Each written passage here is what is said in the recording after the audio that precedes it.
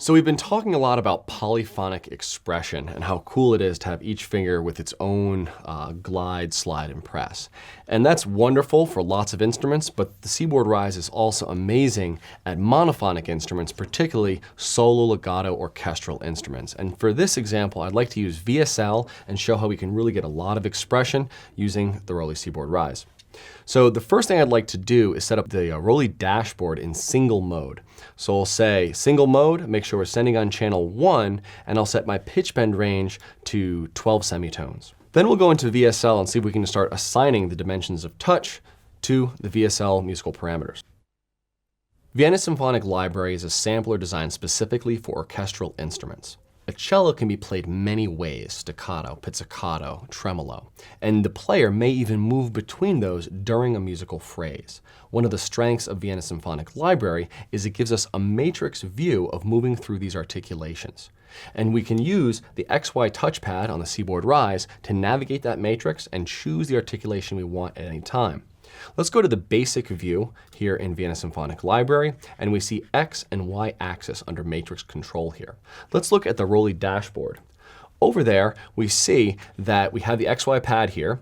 The Y axis is sending CC 114, and the X axis is sending CC 113. So we can use those two control change messages to navigate Vienna Symphonic Library matrix. Let's go back to VSL, and we'll set those controllers up. X axis will be control change 113, and the Y axis will be 114.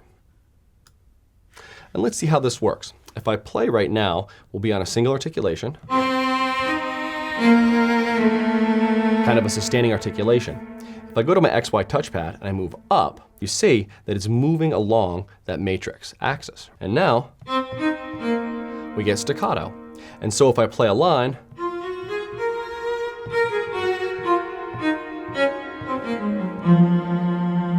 we can get quite dramatic and realistic lines by manipulating that kind of Y-axis in the matrix.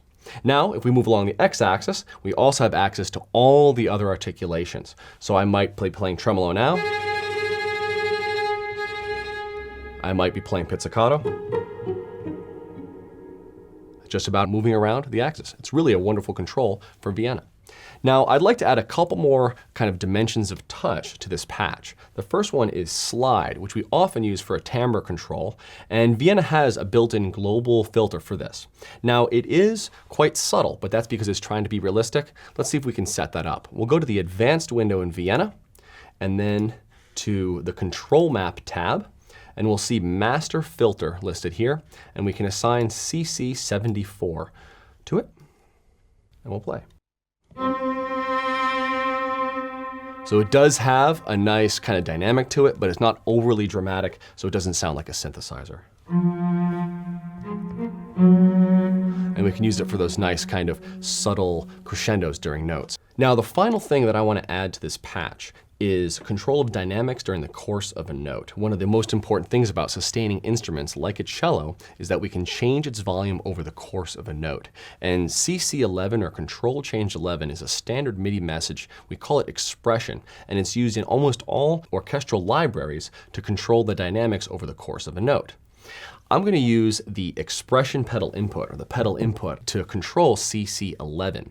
I have a foot pedal that is a continuous foot pedal. So as I push down, it sends a continuous run of data up and down, a little different than a typical sustain pedal.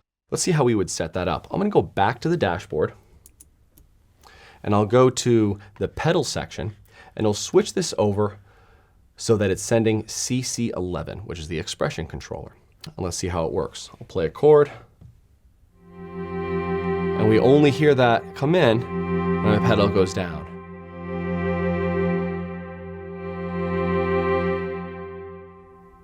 That's a really nice way to control these cellos.